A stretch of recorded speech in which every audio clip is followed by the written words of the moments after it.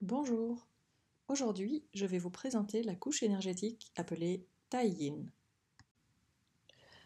Le Tai-Yin, que l'on voit ici, fait partie de la couche énergétique la plus interne avec le Yang-Ming, présent ici.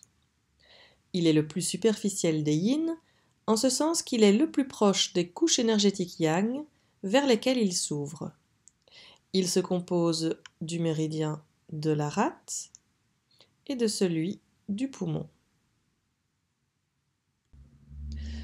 Le Tai-Yin et le Yang-Ming se rejoignent au niveau du méridien du poumon sur le pouce et du gros intestin sur l'index, facilitant l'équilibre et la régulation du corps et de l'esprit. Lorsque l'on place ses doigts en position de méditation, par exemple, le pouce et l'index se rejoignent pour former un cercle. Au niveau des pieds, ils s'unissent par la jonction des méridiens de la rate sur le gros orteil et de l'estomac sur le deuxième orteil, assurant la stabilité. Le méridien de la rate, ici en orange sur le schéma, commence à rate 1 au niveau du gros orteil et remonte jusqu'à rate 21 dans le sixième espace intercostal sur le côté du corps. Le méridien du poumon, ici en bleu, commence à poumon 1 sous la clavicule et remonte dans le bras jusqu'à poumon 11 sur le pouce. Le syndrome Tai-Yin est le premier tableau Yin, signe d'un début de déficience de l'énergie vitale. Le réchauffeur moyen, l'abdomen et particulièrement le système digestif avec l'estomac, la rate et le pancréas, est particulièrement touché dans ce cas. Le syndrome du Tai-Yin se caractérise par une déficience du yang de la rate accompagnée de froid.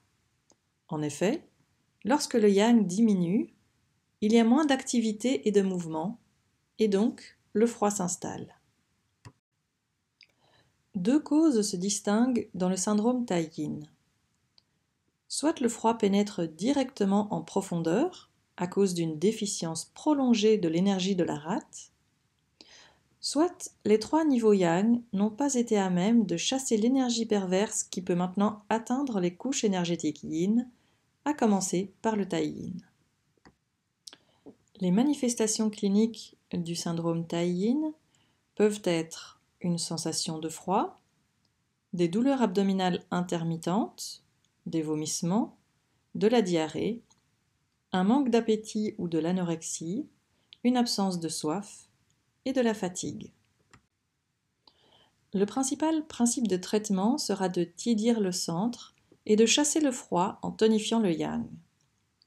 Voici quelques points particulièrement intéressants à tonifier dans ce cas. Renmai 12, vessie 20, estomac 36 et estomac 25, rate 6, rate 9 et rate 10.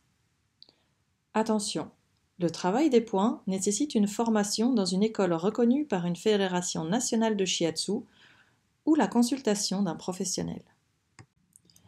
Voici quelques conseils pratiques à appliquer en cas de syndrome Tai-Yin. Privilégiez les aliments tels que le basilic, l'aneth, le cumin, le gingembre, la cannelle, le poivre noir, les poivrons et piments et la viande.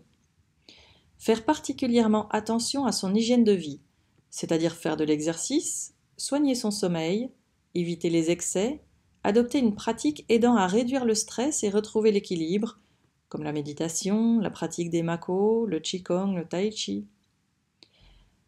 Appliquer une bouillotte sur le ventre sera bénéfique afin de tiédir le centre. Il sera également conseillé de consulter un professionnel pratiquant la moxibustion.